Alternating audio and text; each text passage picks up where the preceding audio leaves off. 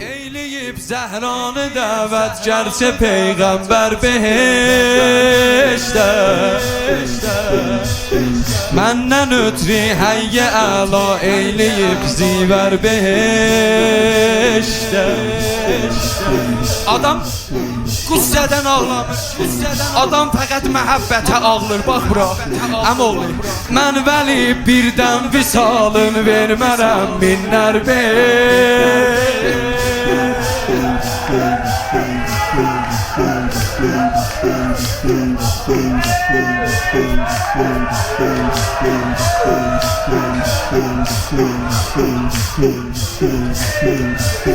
Mən vəli birdən visalın vermərəm minlər behişdə Əmoğlu Neynirəm sənsiz behişdi ey qol-i rizvan əmoğlu Sənin eşqin əzəldən ey əli serişdimdir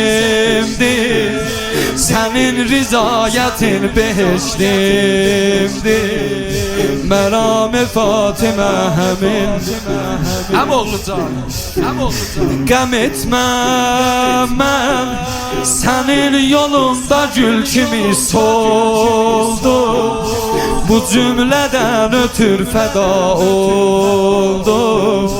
Əli əmir-i mu'minindir Budur zikri Ləb-i Zəhra Əli